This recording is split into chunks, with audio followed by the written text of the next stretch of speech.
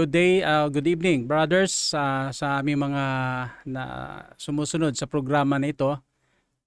Ngayong gabi ay napaka-importante itong tatalakayin po natin o isa sa mga very popular verse o usapin patungkol po sa ating Panginoon. Samahan niyo ako sa John chapter 10 verse 11 to 16. It says, I am the good shepherd lays down his life for the sheep. The hired hand is not a shepherd who owns the sheep. So when he sees the wolves coming, he abandons the sheep and runs away. Then the wolf attacks the flock and scatters it. The man runs away because he is a hired hand and cares nothing for the sheep. 14. I am the good shepherd. I know my sheep and my sheep knows me, just as the Father knows me and I know the Father, and I lay down my life for the sheep. 16. I have another sheep that are not of the sheep pen. I must bring them also. They too will listen to my voice, and they shall be one flock and one shepherd. So, ang talakayin po na ating mapag-usapan mga kapatid, ito ay bahagi po ng series 2, Knowing Christ. At tapos na po tayo sa part 1, part 2, part 3, and part 4, I am the good shepherd. This verse is very popular, one of the most quoted verse by the people, especially during distress, poverty, calamity, famine, o gutom man yan, o kaya may COVID, may persecution and suffering. Ito po yung madalas na ating binabanggit. Itong I am the good shepherd. Patungkol po to sa ating Panginoon na kung saan siya po ay dakilang pastol. Now, let me give you 5 questions to guide us in our studies. 5 katanungan po to na magtapos po sa ating pag-aaral ngayon. Question number 1, who is the good shepherd? And question number 2, who are the sheep? Question number 3, what are the sheep's nature that worth knowing Christ as good shepherd? And question number 4, how good Jesus is as a shepherd viewing the sheep's nature? Question number 5, what are the serious warning of church pastors and why they should imitate and behave like Jesus as a good shepherd? So shepherding is a common job during the times or even the Old Testament times because common business or common job. They are raising the sheep and there are some people tending the flock, and that was the major livelihood of the Jews during that time. Therefore, shepherd and sheep metaphor or illustration or figure of speech can be easily understood by them during the time of the Lord Jesus Christ. So, question number 1, who is the good shepherd? Of course, Jesus. When he personally said, I am the good shepherd. So this is the declaration or statement of the Lord Jesus Christ. Yung kasing sinasabing I am for the Jew, para sa kanila po ay ang meaning po niya ay Diyos. Okay? Katulad po sa panahon ni Moses sa Exodus chapter 3, I think 14, na yan po ang sinasabi ni Lord kay Moses, I am who I am. So when the Lord is declared that I am, meaning to say he declares he was sent by the Father from heaven. His divine origin, His divine authority, ang kanyang makalangit na pinanggalingan at ang kanyang kapangyarihan. Yun po ang dating po sa sinasabi ng ating Panginoon, I am. At dito po mga kapatid, kanyang declaration, ang kanyang origin, He was sent by the Father and give the reason why He was persecuted sa mga unbelieving Jew and sa religious leaders, sa mga Pariseo, Saduseo, dahil sabi nga doon, we are stoning you, because you are claiming to be God. You are a mere man, you are claiming to be God. So yun po yung mga sinasabi ng ang persecution na naranasan ng ating Panginoon sa mga kamay ng Hudyo. And as a believer, as a Christian mga kapatid, we all do believe that Jesus came from heaven. Amen? As a bread of life came from heaven, as the light of the world that came from heaven. He is the way, the truth, and the life that came from heaven. And the good shepherd came from heaven. He's sent by the Father. So we all do believe that Jesus Christ is God. Jesus Christ came from heaven. So question number 2, who are the sheep? Of course, the answers are the sheep are the believers, the Christian. Okay? So take note mga kapatid, this is very important sa ating tatalakin ngayon na ang tupa ay tupa yan sa simula. It is not, hindi yan dating kambing na nagiging tupa. And also, ang tupa ay ito po'y minsan naligaw sa kasalanan at naligaw sa sanlibutan at nahiwalay sa fellowship at presensya ng Panginoon and gumagawa ng mga bagay at kanyang lugdan o kanyang kinasang-ayunan ang wickedness of the world, ang makasalanan, At since he is a sheep, therefore he is owned by God. Then God seek him and God found him. Yun po yung sumatotal sa storya nito. And also there are such thing as, mga kapatid, na ang shepherd without a sheep. Wala pong shepherd na walang matupa. At wala pong tupa na walang shepherd. So meaning, every believer must see to it that he belongs to a church. Na merong isang pastor na nagmiministeryo sa kanyang buhay, sa kanyang kaluluwa. Disenyo po na ng Panginoon yan. Meaning, the relationship with the Jesus Christ as the shepherd towards his disciple, the sheep, is irrefutable and unquestionable dahil yan po ay isang disenyo ng Diyos na nagaling sa langit. So meaning, every believer, see to it that you have a church, you have a home church na kinabilangan mo. At the same time, merong tumitingin sa iyong kaluluwa, may nagtuturo sa iyo, may nagpapakain sa iyo. You are not designed to be alone. Question number 3, what is the sheep's nature that worth knowing Christ as God's shepherd? So ang tanong na yan sa question number 3, ano ang likas ng tupa na kahangaan natin ang pagiging mabuting pastol ng ating Panginoon? Mga kapatid, hindi kasi natin ma-appreciate kung why Jesus Christ called the good shepherd. Paano ba? Bakit siya mabuti? Ay nararapat po na pag-aralan po natin ang klaseng tupa, ang ugali ng tupa, ang behavior ng tupa upang ating maunawaan at ma-appreciate po natin ang sinasabi na good shepherd. So listen up. Sa mga taong nakapakinig ngayon, I will describe some attributes sa sheep, sa tupa. Isang kaugalian, mga kaugalian ng tupa. At kung ikay nakapakinig ngayon, ikaw believer, and ang aking babanggitin, i-reflect mo sa sarili mo kung meron kang ganitong klaseng attitude bilang isang mananampalataya, nakahawig ng ugali ng isang tupa, yung hayop na tupa, towards your attitude as a believer, as a follower of Christ. So try to reflect na aking mga babanggitin mamaya-maya. So, okay, maybe some of those people na nakapakinig po sa broadcast ngayon, first, identify yourself, or you need to know yourself whether you are a sheep or a goat. Kung ikaw ba'y tupa o kambing. So, paano mo malaman yon? Ito lang. Kung ikaw po'y dating mananampalataya, ikaw po'y nagka-participate sa simbahan, ikaw po'y merong spiritual encounter with God sa kanyang salita, sa pamamagitan ng salita, nagbago ang iyong buhay. At but after a while, mga kapatid, kaibigan, ikaw ay lumisan sa simbahan at hindi ka na po involved sa activities sa church, then maybe you are on your own, then you are lost. You are a prodigal son. Get back to your spiritual senses, repent your sin, and go back to God. Also, if this preaching is not good for you, if this preaching that I am telling you today is a waste of time for you, or you do not have the desire to learn, to listen to this message, then sorry, you might be a goat. But if this preaching makes sense to you, it makes worth to you, and you are blessed with this, then maybe God been seeking you at ikaw na po yung sa pamamagitan ng broadcast na ito, ikay natagpuan na. Through this word, maybe you may be found and be in the sheep pen later. So what is the sheep as a metaphor? Why the sheep was used as a metaphor? Mga kapatid, simple lang. God is all a wise God. Among the many animals, the sheep has a lots of characteristics or attitudes na pwedeng ikumpara sa mga mananampalataya. Bakit hindi kambing? Bakit hindi aso? Bakit hindi tigre? So merong layunin ng Panginoon, may dahilan po siya. And I see it na marami pong kahawig na attitude o characteristic ang tupa sa mga mananampalataya. And few attitudes and character of the sheep that we can reflect to every believer. Number 1, slow to learn. Mahinang matuto.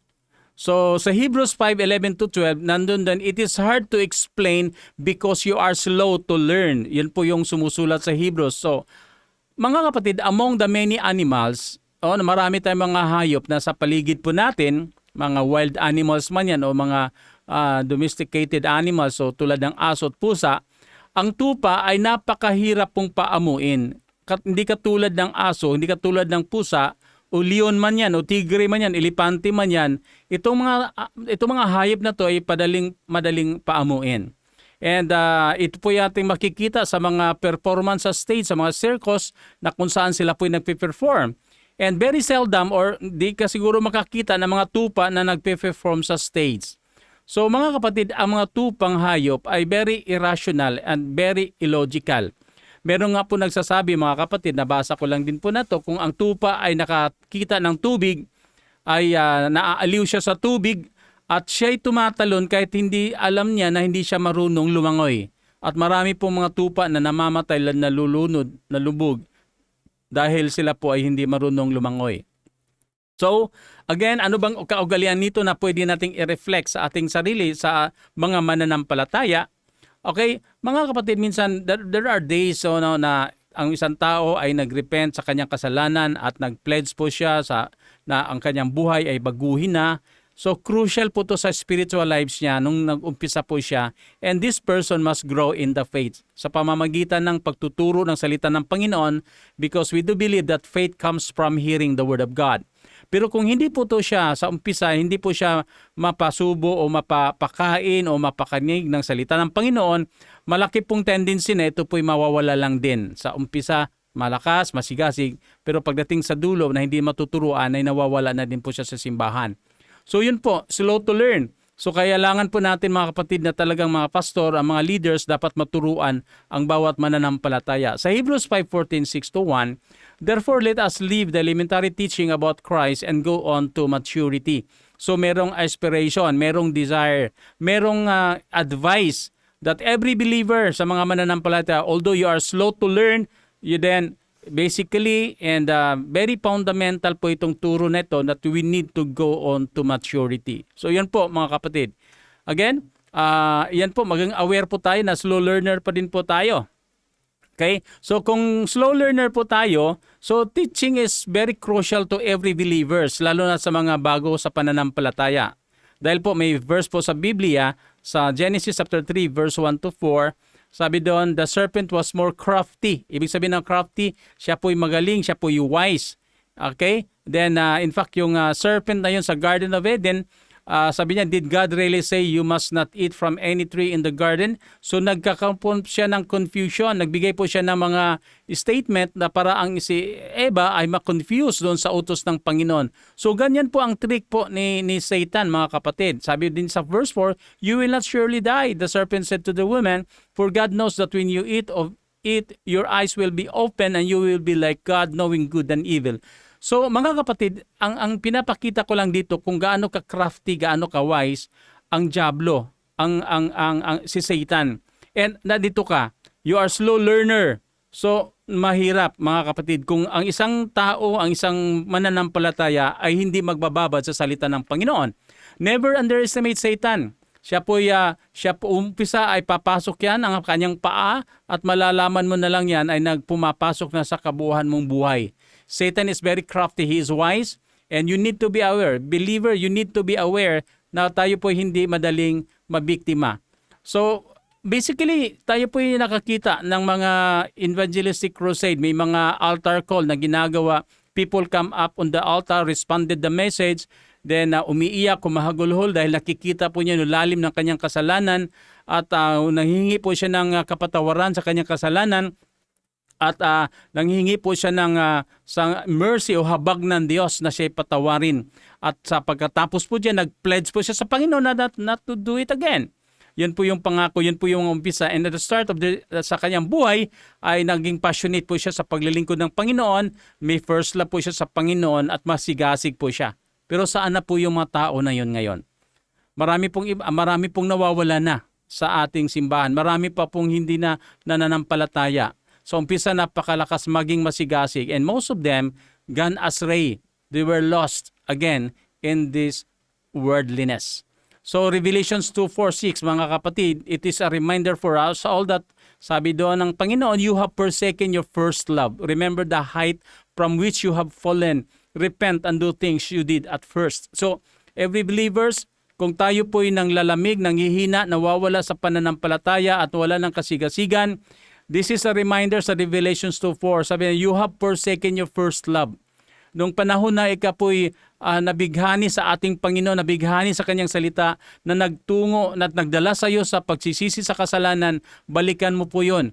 Ang lalim ng kasalanan mo, ang layo, ang taas ng iyong binagsakan dahil sa kasalanan mo. So you need to repent now. If you if you're now living on your own, living in this world, it is a reminder. Sabi ng Panginoon, you have forsaken your first love. Remember the height of what which you have fallen, repent, and do the things you did at first. Ulitin mo to. Balikan po natin ginagawa ng panahon na kung ba'y nabighani tayo sa Panginoon. So pastors and teachers, it is our challenge to feed, pakainin talaga ng salita ng Panginoon for the proper food, tamang turo, at sa tamang panahon. Pangalawa, ang sheep ay easily entangled po sila. Madali po silang maggapos, madali po silang matrap.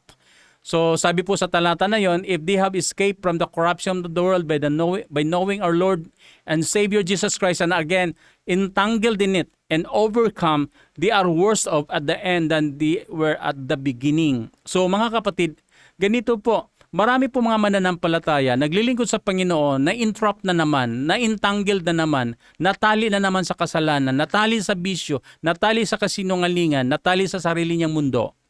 Okay? You need to overcome. You need to overcome. Sabi nga doon mga kapatid, the dog returns to its vomit and the soul that is washed goes back to his wallowing in the mud. Ang ibig sabihin, kinain muli ng kanyang sinuka at ang iyong naglilinis galing sa putik, bumabad ulit sa putik. Ganun ang tao na sinasabi dito sa talata na ito na minsan ay nakaranas ka ng kasarapan ng, sa piling ng Panginoon, ngayon nandun ka naman sa putik. So, ganun din po ang tupa pala na easily entangled. The sheep may get entangled, mga kapatid, according to them, na meron mga akong nababasa na ang tupa daw, pag once na iyan pa'y natali sa fence o napulupot doon sa bakod at nakawala siya, kung siya po'y nakawala sa sarili niya, na-freed po siya, minsan nga po, kung hindi siya mababantayan ng pastor, ay siya po'y namamatay na lang doon dahil natali po siya. Pero kung siya po'y na-freed o nakawala doon sa pagkatali, doon sa bakod na yon, on the next day, mga kapatid, babalik ulit siya doon at mangyari ulit yung entanglement sa kanya doon sa bakod na yon. So meaning, kung titignan po natin ang tupa na ito, mga kapatid, at ihambing po natin sa mga mananampalataya. Sabi sa 1 Peter chapter 5 verse 8, be self-controlled and alert. Your enemy, the devil, sprawls around like a roaring lion looking for someone to devour. So Satan is like a roaring lion looking for a prey. So you will be trapped again, you will be entangled in sin, doon ka rin sa kadiliman muli. And Satan will entice you. Mga kapatid, tandaan po natin, ang diablo hindi po niya alam ang iyong iniisip. Ang alam lang niya ang iyong ginagawa. At doon ka niya i-entice, doon ka niya ititempt sa mga bagay na kikita at yung ginagawa. Hindi niya alam ang iniisip mo. Hindi siya all-knowing.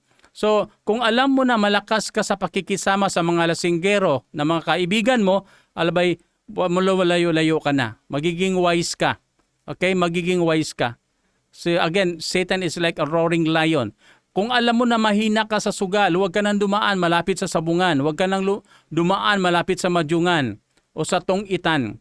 So, mag-iba ka ng daan. Lumayo ka sa sabungan. Okay, yung iba pa nga, mga Kristiyano, nag-alaga pa ng pangsabong na manok at sinasabi, libangan lang daw. Pero malalaman natin, nagpupustahan na. Umalayo-layo ka, kapatid, na mai-entrap ka dyan. So alam mo na mahina ka sa tsismisan sa kapitbahay, so mag-quarantine ka muna sa bahay, huwag ka munang lumalabas. Layo-layo ka muna sa kapitbahay mo na tsismosa, libakira, himantayon, tabi ang number 1, walay silingan. That's the way to do it. Dahil kung ikaw po'y mahina dyan at nakapapachismis ka, naglilibak ka na, hiwalay ka doon. Ganun po. Huwag kang again, Satan is like a roaring lion looking for a prey. So God said, wait for the consequences of your sin. Nakakatakot po yung disiplinahin tayo ng Panginoon sa mga bagay na ginagawa po natin. Okay? Pangatlo, yung copycat. Alam mo yung copycat, isang kaugalian po to na meron po ang tupa. So, mga kapatid, kung ang isang tupa, kung may mga company o mga flock of sheep, at kung mayroong isang umpisa dyan na tatakbo, ang lahat ng tupa ay tatakbo po lahat yan sila. Gagaya-gaya po yan. Kung ang isang tupa ay pupunta doon sa tubig, sa river, at yan po ay iinom, ang lahat po na iinom na. So, gaya-gaya po sila. Ganun po ang tupa, mga kapatid, mga igsoon, mga kaibigan. But however, sa 1 John chapter 5 verse 19 to 20, the whole world is under the control of the evil one. Remember that, the whole world is under the control of the evil one. Nandito po tayo sa sanlibutan. Sabi nga, mga kapatid, may isang tupa daw na tumalon doon sa bangin at yung pagtalon niya sa bangin ay sumunod daw yung more than 300 na tupa. So they imitate, they are copycats, namatay po yung karamihan po doon dahil sila po'y gumaya at tumalon po ang iba doon. So again, ang sanlibutan na meron po tayo kung saan po tayo nanirahan, it is under the dominion and control of the evil one. We are in the world that have a default system na ito po nag-promote sa drug addiction, nag-promote po ito sa bisyo, na ang boasting is normal, ang bisyo is part of life daw, ang pride is sa kalakasan, ang worldly pleasures ay pangtanggal at pang-relax ng damdamin, kalooban, ang sensual entertainment ay nakakapagtanggal ng mga stress, ang corruption ay standard na po sa gobyerno. Yan po yung mga salita na sanlibutan. Yun po yung standard. So the Bible said, this world is bound to decay. This world is hopeless. This world is wickedness, darkness. This is bound to destruction. Yun po yung sinasabi. So there's no good in this world. And yet, mga kapatid, people, even Christian believers, love this world. They imitate the world. They copycat the world. Or they have adopted the default wicked system of the world. Yun po ang nangyayari, mga kapatid. Kaya nga po, strongly advised ni John, Apostle John, 1 John chapter 2, verse 15 to 17, do not love the world or anything in the world. Why? Because for everything in the world, the cravings of the sinful man, the lust of the eyes, the boasting of what he has and does, comes not from the Father, from the world. So this is a strong warning, mga kapatid, that every believer should not love the world. The system of the world, the default system of the world, kung ano-ano mga kapatid. Again, even the sheep are copycats or imitating the world. Today, you will see people na kanilang pananamit, kanilang buhay, kanilang pananalita, kanilang lifestyle is a copycat of this world. Few to mention, mga kapatid, ito may mga minor lamang. Pero ito po yung nagbibigay sa atin ng sinyalis na tayo po ginagaya po ang sanlibutan.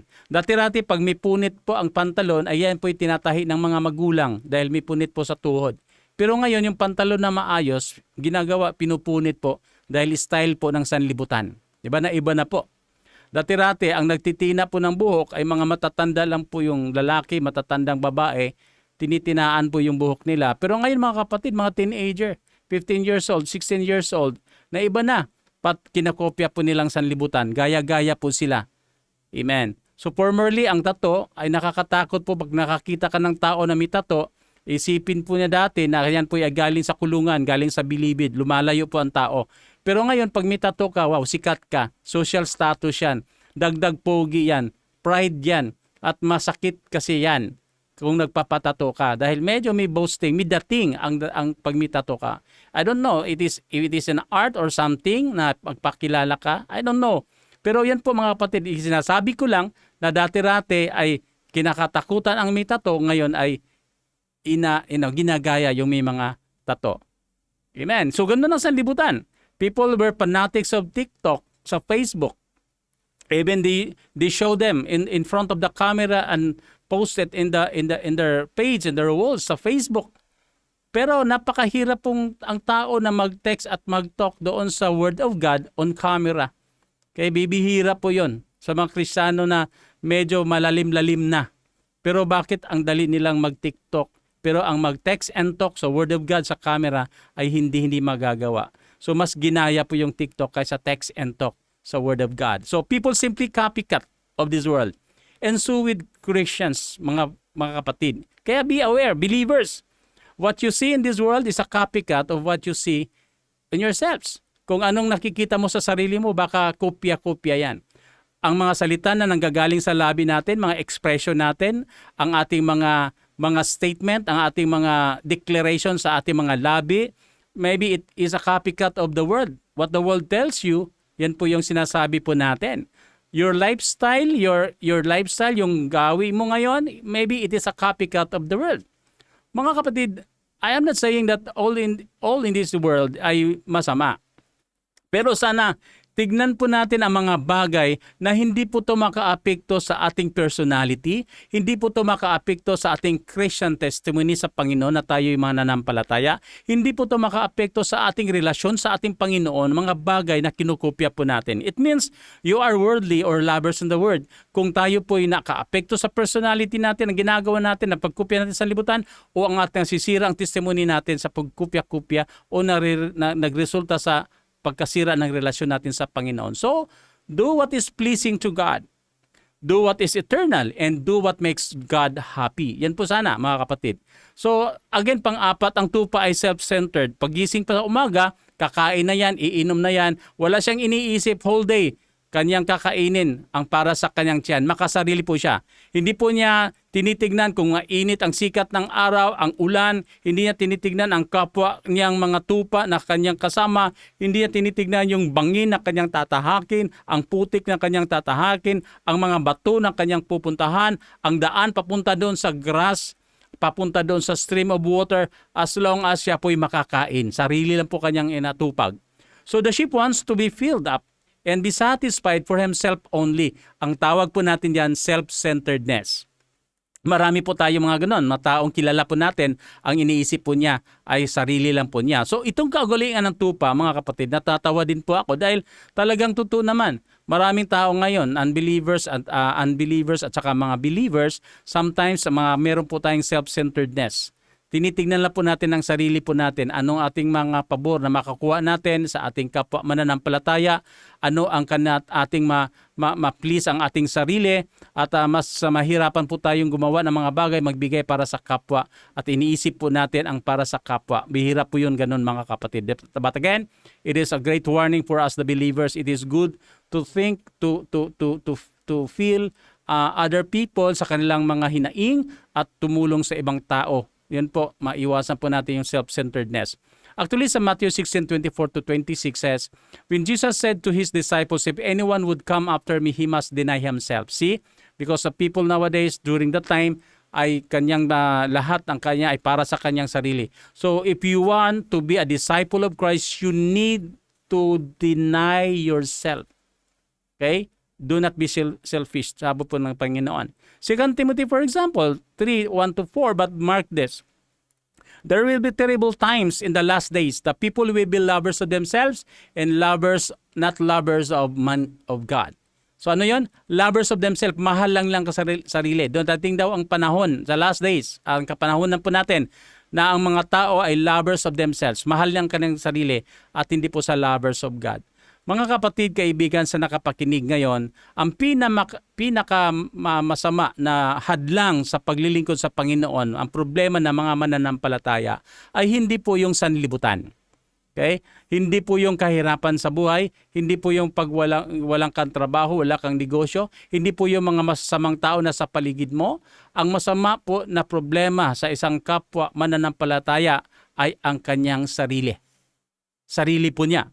So, again, believers, brothers, kung saan na po, kung ang mga tao lamang ay sa sanlibutan ay nananahan hindi para sa kanyang sarili, kanyang kapakanan, at nananahan siya, nabubuhay siya para sa Diyos, again, this world is a place like heaven. Amen. So, hindi po ganun ang nangyari dahil ang mga tao, sabi ng Biblia, people are lovers of themselves. That is why the Bible tells us to deny ourselves. Yun po, katangian, kaugalian ng isang tupa na kaya siya po'y makasarili. Iniisip lang niya ang kanyang oras para sarili. Iniisip niya ang kanyang pera para sarili. Ang kanyang talento para kanyang sarili. Wala po siyang panahon na magbigay ng mga bagay na ito para sa kapwa at para sa Diyos. Mga kapatid, kaibigan, hanggang ikaw ay nahihirapan sa pagpunta sa simbahan tuwing linggo, nahihirapan pumunta sa midweek service, nahihirapan ka tuwing prayer meeting, kaibigan, ikaw ay makasarili pa din. Hindi mo kayang ibigay ang para sa Panginoon. Okay? Hanggang ikaw ay nahihiyang magtaas ng kamay o nahihiyang umawit sa Panginoon, papuri sa Panginoon, kaibigan, kapatid, ikaw ay makasarili pa din.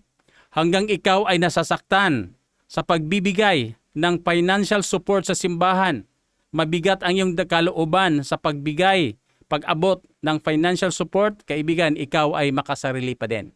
Hanggang ikay nahihiyang matawag na born again Christian, nahihiyang tawagin na Kristiyano o palasimba, o iyay nahihiyang magdala ng Biblia papunta sa simbahan, kaibigan, kapatid, ikaw ay makasarili pa din. Because denying yourself is giving yourself to God for the purpose, for the glory of God. Yun po yun. Okay? So yan po, selfishness. Kalaban po natin yan, makasarili. Panglima, helpless and powerless. Yan po. Ang tupa, mga kaibigan, kapatid, ay paboritong pagkain yan ng mga lubo at mga leon. Paborito po sila. Sila po'y pagkain ng mga hayop na ito. At wala po silang kakayanan na iwasan po yung mga dambuhala at malalaking lobo at malalaking leon. Kung sila po'y tatakbo sa pinakamabilis silang takbo, mahuhuli sila. Kung sila po'y makipaglaban at makipagkagatan doon sa mga humahabol sa kanya, ano ba naman ang merong ipin sila? Ang ipin nila para sa damo lang at hindi po yan panglapa ng laman. Okay? Kung sila po'y magbungguan ng kanilang bungo, ay wala po sila dahil malambot po ang kanilang bungo. They are defenseless, they are powerless ang tupa. Kung sila po'y makipagsampalan doon sa mga leon, sa mga tigre, ay wala po silang matatalim na mga kuko. At ang wala po sila, yung kanila po ay panglakad lang ang kanilang mga paa. So, mga kapatid, ulitin ko po, they are defenseless and powerless.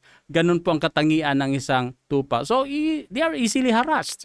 And they are a victim of savage wolves. So, ganun po mga kapatid, nandito po tayo sa sanlibutan, pinaglalaraan po lang tayo ng diablo, roaring like a lion. Tayo po'y nahaharas, tayo po'y nabibiktima spiritually.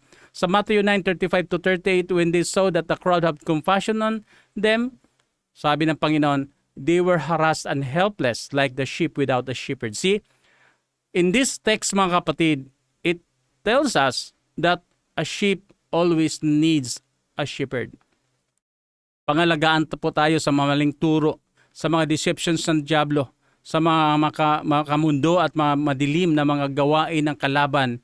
Kailangan po natin ng mentor, kailangan po natin tagapagturo, kailangan po natin ang mag-guide po sa atin. Then, if you are a serious and intentional believer, see to it that you have a pastor, you have a minister to help you. You have the Word of God to help you.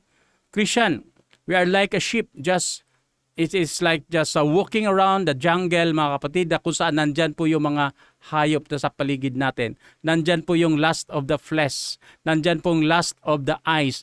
Nandyan po yung boasting pride of life. Therefore, mga kapatid, the sheep at ang mga mananampalataya at tayo po, we need God. We are dependent. We could not live alone as a believer. Okay? We cannot live without the Lord Jesus Christ. We cannot live without our fellow believers. We cannot live without pastors to teach us, to guide us, to lead us. Okay? So Christians, we are in this world. Not everything nandoon sa kalibutan nun ay nandoon ang leon na andam kaayo nga mutukob sa atoa at magbantay-bantay ta. Ang nandyan yung ang pag-auhag, ang pagtintal, at mga pleasures and entertainment. At mga believers, we were victimized, we were powerless, and helpless. That is why Jesus said, mga kapatid, sa 1 John chapter 4, verse 4, you, dear children, we are God, and have overcome them, because the one who is in you is greater than the one who is in the world. So, no need, mga kapatid, to fear about those people, about those satans, about the tricks, about the deceptions, about the lies of Satan, because God said, give us an assurance that greater is He, greater is Jesus Christ than the person who is in the world. Amen? So, meron po tayong Jesus.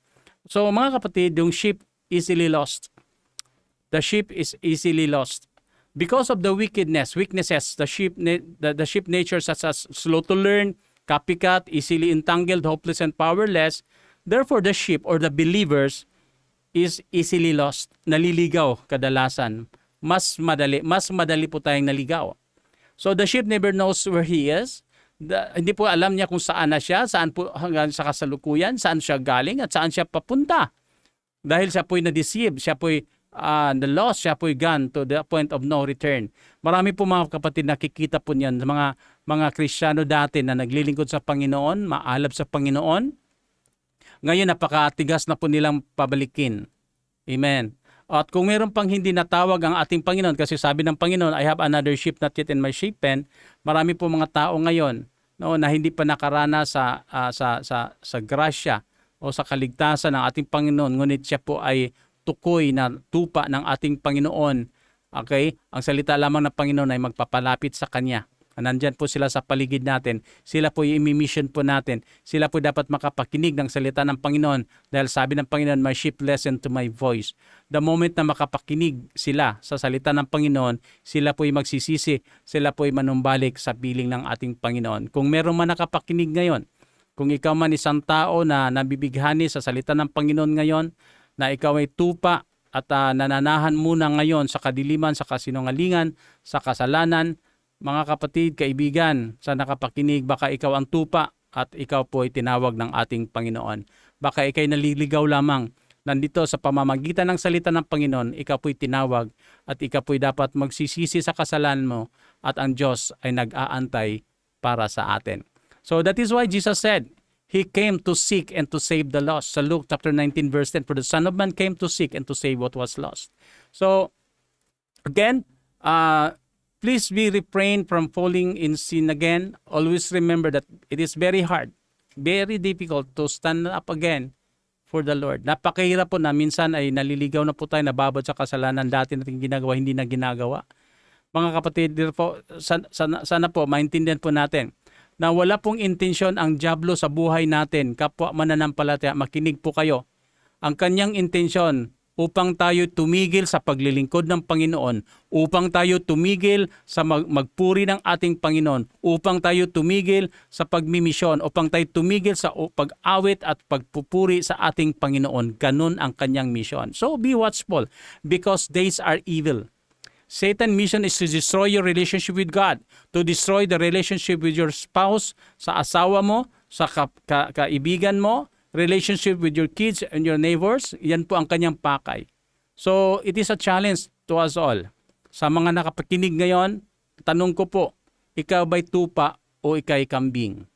Ikaw ba'y naliligaw o natagpuan na ng ating Panginoon? Ikaw ba ay tupa na nasa kandungan na ng ating Panginoon sa simbahan o sa lipunan mga mananampalataya o ikaw ay nasa sanlibutan pa? Now is the time. No, now before it's too late. Alamin mo ngayon na bago po ang huli ang lahat. Question number 4, how good Jesus is as the shepherd viewed as the sheep. Ang sinasabi ng ating Panginoon, the nature of the sheep. So paano daw natin ma-quantify, ma-qualify na ang sinasabing good ay talagang it is really good. Okay? Really good. Why? Because it is high time to know na bakit tinatawag siyang good. Okay? So, para ma-appreciate natin ang goodness ng ating Panginoon, napakahalaga po na tignan po natin yung ating ginagawa, nung ating likas. At yun po yung sinasabi ko na po kanina, na we are easily entangled, we are easily lost, we are powerless and helpless, and we are what? And so on and so forth. So meaning, kaya po siya good shepherd. Dahil sa ating likas na mahina po tayo at pinaglaruan po tayo ng dyablo, nung ang ating Panginoon dakilang pastol ay dumating sa atin, it is good. Why? Because we are weak. We are bad. Amen. So therefore it is, when you say mga kapatid, kung nakikita mo nyo kanina na how worst we are, dreadful situations na we are under the yoke of Satan, that we are powerless. And who will rescue us from this slavery, from this bondage, from this kind of situations? But thanks God. The Lord said, I am the good shepherd. Then now it makes sense. Kung sinasabi na ating Panginoon na He's the good shepherd. So the goodness of Jesus says cannot be measured, for it is infinite and it is eternal. However, the goodness of Him can be best comprehended based on the nature of the sheep. So ang kanyang kabutihan ay masusukat po natin, hindi mga kapatid, dahil siya po'y infinite, siya po'y eternal. Pero ang kabutihan po niya ay makikita po natin noong tayo po'y ating sarili, ating titignan kung sino po tayo. So how good when He said, I am the good shepherd. Number 1, He loved He loves us. That's number one. Jesus Christ loves us. Ano sabi niya? I am the good shepherd. I know my sheep and my sheep knows me. Yun po ang sinasabi ng ating Panginoon. So, ang ating Panginoon ay all-knowing. Alam niya, kahit hindi natin sasabihin, alam niya. Pero yung sinasabi niya, I know my sheep, ibig sabihin, it has a relationship. It has something in between the sheep and the shepherd. May concern, may love ang ibig sabihin po mga kapatid. Sabi doon, my sheep knows me. So it is a mutual understanding. It is a mutual knowledge doon mga kapatid. So itong talata nito nagpapahayag that Jesus loves us. 1 John chapter 2 verse 15, if anyone loves the world, the love of the Father is not in him. So meaning, if you are loving the world today, then the love of the Father, the love of Jesus Christ is not in you.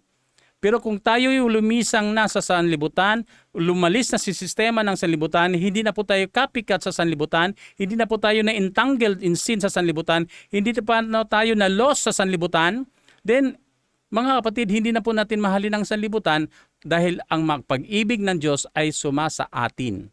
Yun po ang mga sinyales. B, mga kapatid, why Jesus Christ is a good shepherd? He seeks us. Hinahanap po tayo.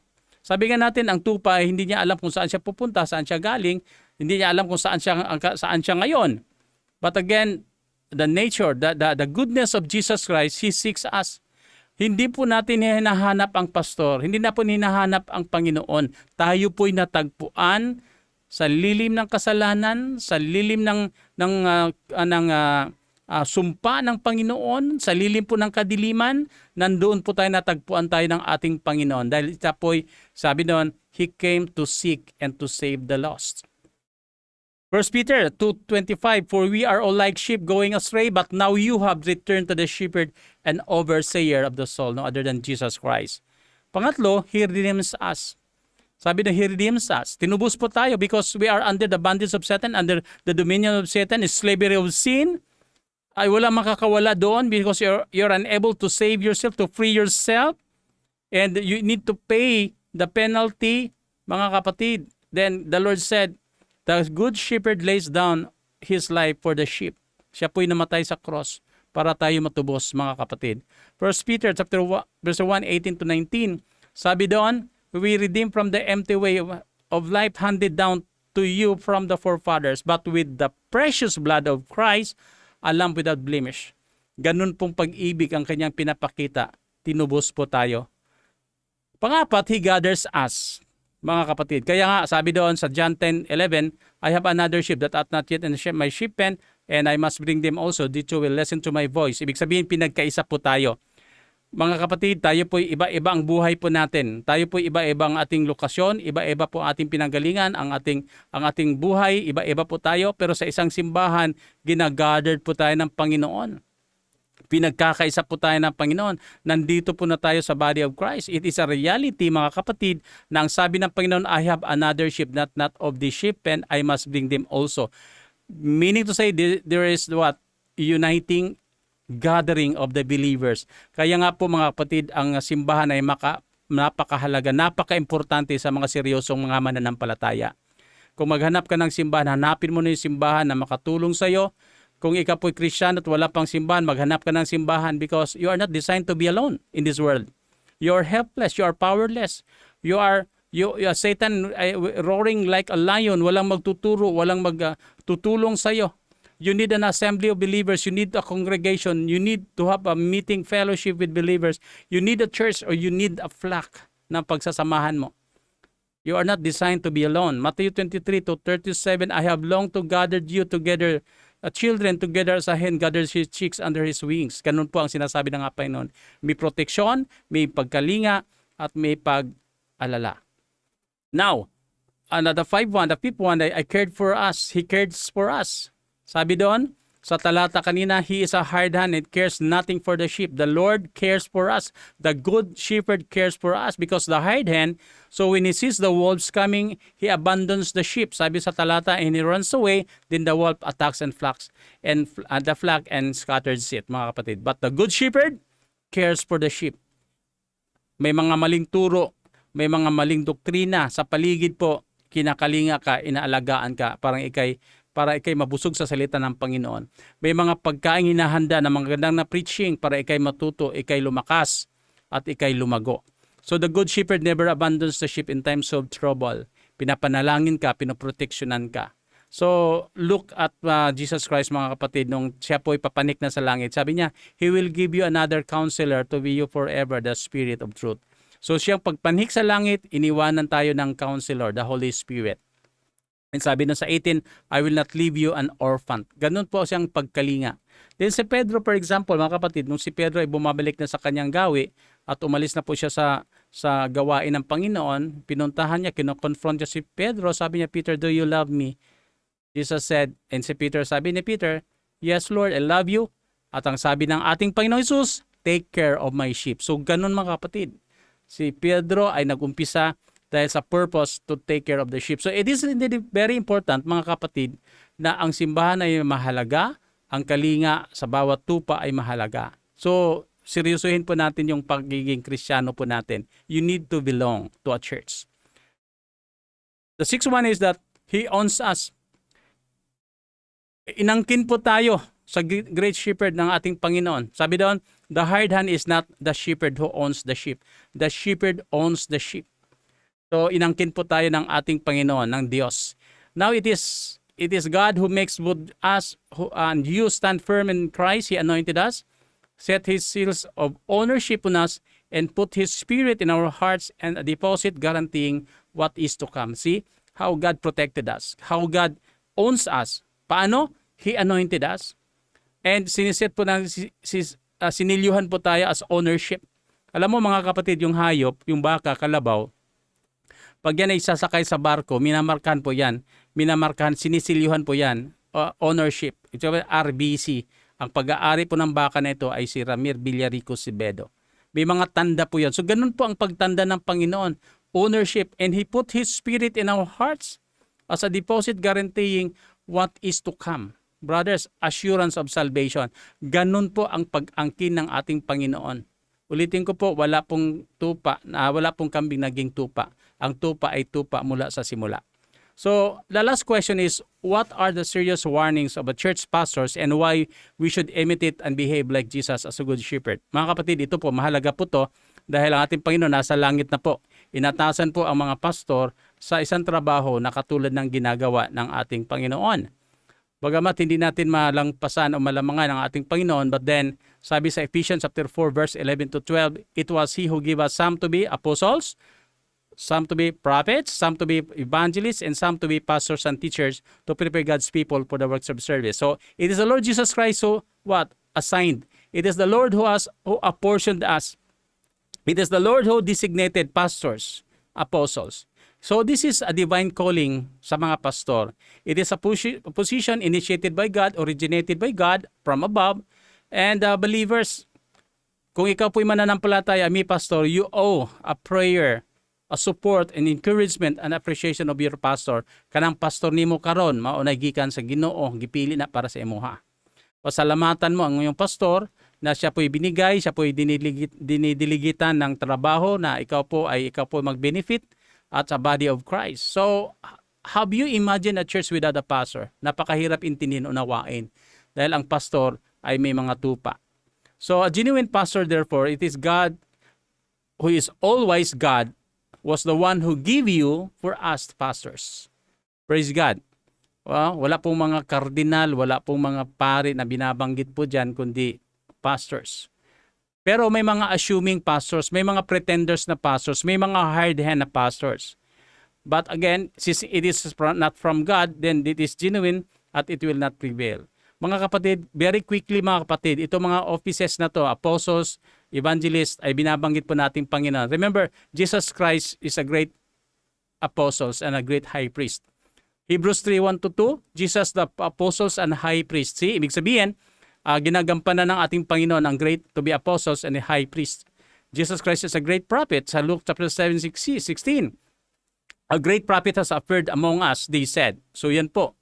Again, Jesus Christ is a great evangelist. Why? Because siya po yung nag-i-evangelize, mga kapatid. Dami po niyang kinausap. Ang centurion, ang doctor, ang isang tax collector, ang Samaritana, ang isang fisherman, may farmer, may Pharisee, si Nicodemus, may mga kitungin, may mga babae dinugo for many years, ang pamilya ni Lazarus, and multitudes of people ay ini-evangelize ng ating Panginoon. No question asked, ang ating Panginoon ay great evangelist. Then, next one is our Jesus Christ is a great teacher. Sa John 13:3, you call me teacher and Lord, and rightly so, for that is what I am. So, mga kapatid, ang binabanggit ko po kanina ay yung apostles, yung mga sinasabi po, ginagampanan ng ating Panginoon. But last, mga kapatid, heads up, mga pastors, mga local shepherds, here is Jesus Christ is teaching us or demonstrating us in how to be a shepherd, how to be a church pastor. Marami pong pastor nakapakinig ngayon samahan po natin tong salita ng ating Panginoon that we need to emulate, we need to imitate sa mga pastors na sinasabi ng ating Panginoon, biblical pastors. Again, I believe it is a highest calling na meron po tayo, pero pangalagaan, may responsibility na kaakibat niyan. At marami po mga pretenders, may mga assuming na pastors. And this will remind us, believers, you might be tricked, you might be deceived by Satan, you might be used by Satan, at ikaw po'y nagpahayag ng salita ng Panginoon na mali-mali at na posisyon na inaangkin mo na hindi ka naman ikaw. At ang mga pinili ng Panginoon, siya ang tumawag, siya ang nagpili po sa atin.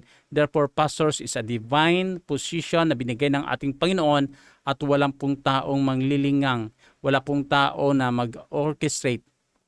Ito'y galing sa ating Panginoon. Remember sa 1 Peter chapter 5 verse 2-4, sabi ng ating Panginoon, as a reminder to the pastors, be shepherd of God's flock, and that is under your care, serving as overseer, not because you must, but because you are willing, as God wants you to be. Not greedy for money, but eager to serve, not lording it over those entrusted to you, but being examples to the flock. And when the chief shepherds appears, you will receive the crown of glory that will never fade away. So mga kapatid, let's dissect this verse sa mga nakapakinig po ngayon. Number 1, God's flock. So I am talking to you, the local pastors, mga simbahan ngayon, mga pastors, katulad ko po. Ang talata na ito nagbibigay na God's flock. It means that ang mga taong nasa simbahan, ang kongregasyon na meron tayo ay hindi sayo yan. It is God's own people. Ang may-ari niyan ay ang ating Panginoon. Therefore, it calls our utmost care because ang may-ari ng mga tupa, mananampalataya, believer, tupa na nasa simbahan ay hindi po yan pag-aari ng pastor. Amen? So, we are just servant. We are just, God entrusted us. Kung ikitotoong pastor, we are servants of God. We are servants of God's flock. Therefore, pastors should be reminded that it is an opportunity to serve the great shepherd. Therefore, the God's sheep or the flock must be fed with the Word of God, mapakain ang salita ng Panginoon, maproteksyonan sa mga maling turo na sa paligid natin, na may mga wolves na meron sa paligid natin at madala po natin sila at hindi sila maliligaw. Mga pastors, katiwala lang po tayo, kaya wala dapat mawawala sa tupa at di ka dapat magwawala at wag magwalang bahala. Yan ay ang aking paniwala lang naman. Second, serving as an overseer. So means we look after the spiritual growth of every sheep under our sheep pen, including their needs to be trained for the ministry. Yun po yun. We need to cultivate their hearts for them to serve passionately and have their life to be Christ-likeness. Therefore, it is our call, it is our attention to feed them, to encourage them, to pray for them, to teach them, and not use them for our own advantage, personal advantage. Amen? Take note also, sabi na sa talata, not because you must, but because you are willing as God wants you to be. Meaning, we need to serve the Lord from the heart. Because God willed us. Ang Diyos ang nagbigay sa atin, nag-cultivate sa puso natin para gampanan natin trabaho na ito. Hindi po ito sarili nating kakayanan. So looking it as not an obligation, nor it is a personal advantage. Instead, look at this position as a great opportunity to serve the great shepherd, to great God. So a willed heart, katulad po sa mga pastor, it is a heart that looks after the hearts of God. Amen? And made ready to have what? Sacrificial service to God. Yun po yung mga pastor. Pang-apat, not greedy for money or eager to serve, but eager to serve. Not greedy for money. In the ministry, we need money. We believe on that. But money must not be our attention, not our motivation, not our goals, but bring them to maturity at hindi po money charity. Hindi po money ministry. Amen? We need to bring them. Not greedy for money. We're not after for money. Kay bahala ng Diyos sa pera. Ang atin po ministry. So there are pastors who is building His kingdom, not the kingdom of God. Alam niyo mga kapatid, maraming yumayaman na pastor. Okay? Hindi naman sinasabi kong yumayaman mga kapatid because meron naman talagang pinagpala din. Ang ibig ko lang sabihin, meron kang personal agenda, not God's kingdom's agenda. Okay? Note that there's financial blessings, mga kapatid, parati. You will be blessed only after our tedious and sacrificial service of God. God, hindi po natutulog. Alam niya kung kailan ka pagpapalain, kung naganap at nagawa natin ang mga bagay para sa ating Panginoon. We are fishers of men, ang sabi ng Biblia. So, kung anong isda na meron tayo sa hapagkainan, ay yun yung mga isda na ating pinagpapagalan. At walang isda na lalapit po sa dining table. Ang isda ay pinaghirapan. Ang isda ay pinagtatrabahuan. Meaning, the blessings comes after our tedious work for the service of God sa mga pastor. Second, pangalawa mga kapatid, if you only take care of the sheep by feeding them well with the bread of life, let them drink the living water and bring them in the green pastures in the intimate fellowship with God, then you will drink the milk out from the sheep and you will eat the meat out from the sheep you are tending. Yun po yun mga kapatid. So may pera o wala, okay, kung tayo po nagmiministeryo, may pera o wala, kung tinawag ka talaga sa paglilingkod, then of course, you will serve unconditionally. Okay? Sabi nga natin, the pastoral ministry ay hindi po yan hanap buhay, hanap patay po yan. Till the end, nang hanggang tayo'y mamamatay para sa ating Panginoon. Okay? Number 5, not lording it over those entrusted you, but being examples to the flock. Not lording, mga kapatid, not lording, yung hindi ka naghari-harian. Not lording, hindi ikaw nagdiyos-diyosan. Not lording, hindi ka pinapangunahan mo sila sa maling gawi. Not lording, minamanipulate mo sila. Yun po yung not lording. Lording means, mga kapatid, that pastors will use the flock for his own personal interest. Sa minsan kasi mga kapatid, ang mga tupa ginagamit po sa personal agenda ng mga pastor o mga gagawa. Minsan hinahakot po ang mga tupa sa gymnasium dahil meron po mga foreign evangelists na magsasalita kuno at merong budget sa simbahan. Kahit iba ang turo, kahit iba ang layunin, ginamit lang pala sila, pipicturan po sila, hakot-hakot ang mga tupa dahil may budget. Lording po yun, mga kapatid. Dahil sa okasyon na po na yan, naglo-lording ka, dinala mo po siya, kahit taliwas ang iyong doktrina doon sa nagsasalita dahil may budget. Dahil kung may mga altar call sa speaker, nagpatanggap sa Panginoon, tatayo ulit yung mga tupa, kahit sila yung mga Kristiyano na, tatanggap ulit sa Panginoon, lalapit sa stage, tatanggapin ulit si Kristo, kahit matagal na nilang tinanggap at Kristiyano, bibilangin na tumatanggap sa Panginoon, sasabihin, praise the Lord. 100 po ang tumayo. At kasama doon ay bibilang po doon pati yung mga song leader mo, mga music team mo, mga member mo, mga deacons mo, mga leaders mo, mga pastors at elders mo kasama doon sa binibilang. Aba, Kristiyano na yon, bakit mo binibilang? Para lang kasi maaliw yung evangelist na iyong iniimbitahan at iyong nag-iimbita sa iyo. That is lording. Okay? So lording meaning you are manipulating the sheep for the financial gain for the pastors. Ang dami-dami kasing natitiso doon. Tulong na lang daw sa pastor o di kaya kita na i-donate na sa simbahan o di kaya pautang sa mga membro na mayroong interest, mababang interest, or ang uso ngayon mga kapatid sa tupa ay sila ang mga downline ng mga pastor sa mga networking business tulad ng ilang investment scam na nangyayari sa ating bansa. That is lording. Lording means kung kailangan ni mayor ng Congress, kailangan ni mayor o kailangan ni congressman ang mga tao sa rally, sa eleksyon, hito si pastor, nag-volunteer, hinakot ang gamit ng mga membro, ginamit ng simbahan, dinamitan at ng mga campaign t-shirt, mga politiko dahil merong budget, may love gift galing kay mayor, galing kay congressman. That is lording. Lording mga kapatid, yung preaching ay laging nasa dulo pera. Magsimula sa salvation topic, mag-e-end po ang kanyang preaching sa giving. Ginagamit po ang salita ng Panginoon para ma-cultivate ang tao para sa pagbibigay. Hindi natuturuan ng mga tamang pagkain. Lording mga kapatid na minsan minomobilize yung mga tao for fundraising project, for raising money for the agenda, not for the Lord.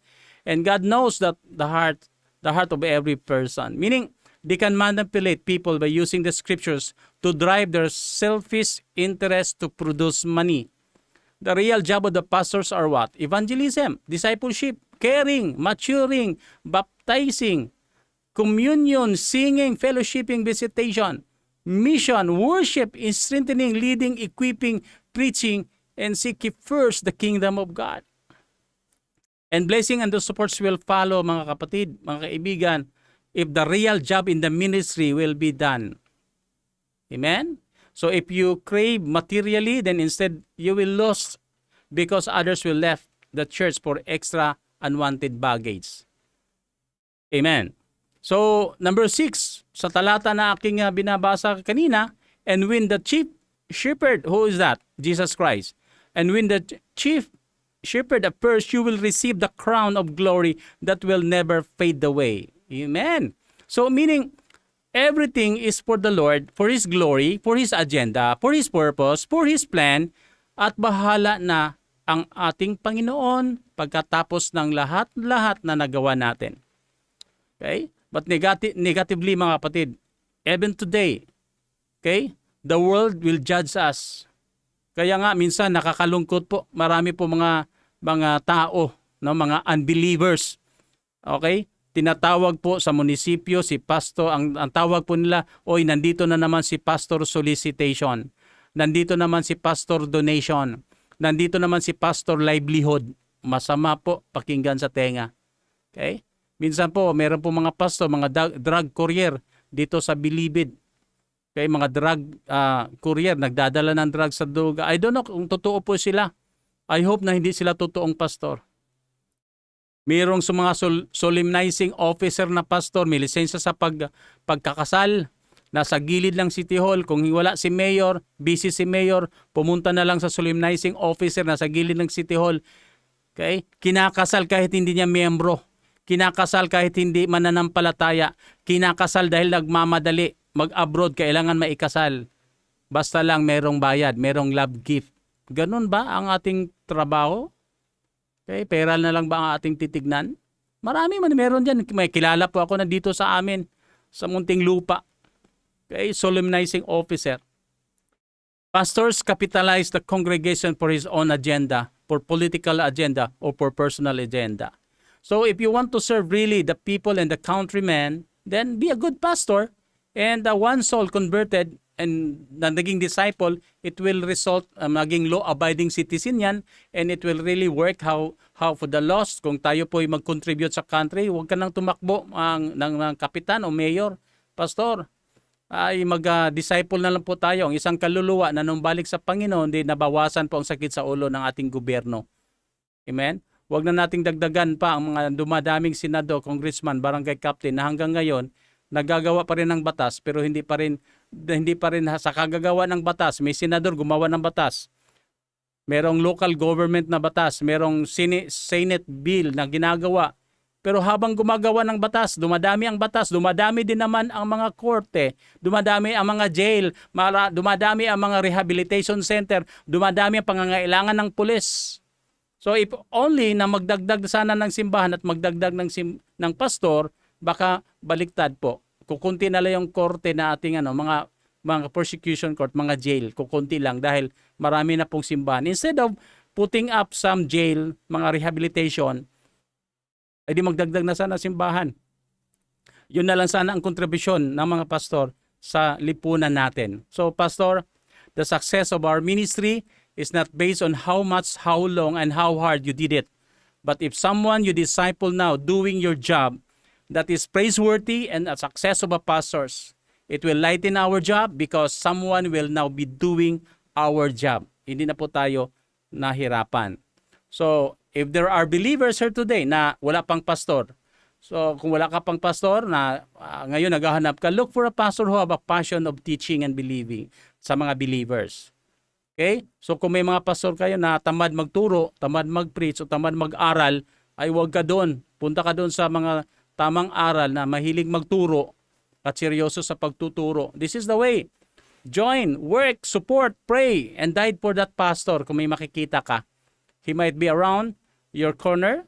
Huwag na isipin mo na yung pinakamalapit. Huwag nang isipin na pinakamalapit.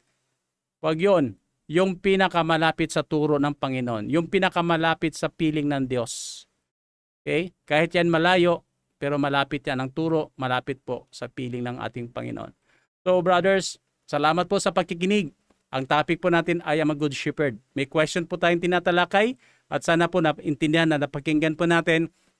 At sana po ito'y magdala po sa atin mamalalim na pag-aaral at paglilingkod sa ating Panginoon. Somewhere out there, sa nakapakinig, if you are a sheep, go back to your spiritual senses. Naglalamig ka, nahirapan ka, ikay napupunong-puno ng mga kasalanan, karumihan, bumalik ka kapatid. Kung ikaw po'y nakapakinig ngayon at meron ka pong napakinggan ngayon at nagbibigay sa iyo ng malinaw na direksyon sa buhay, salita mo, baka ikaw yung hinahanap ng Panginoon. You are lost. And through the preaching of this word, manumbalik ka. Pagsisihan mo yung ginagawa mo at mangako ka muli sa ating Panginoon, susundin siya at maglilingkod ka sa Kanya at maghanap ka ng simbahan upang ikay maturuan, matulungan sa iyong paglago bilang Kristiyano. God bless po. Salamat po na marami.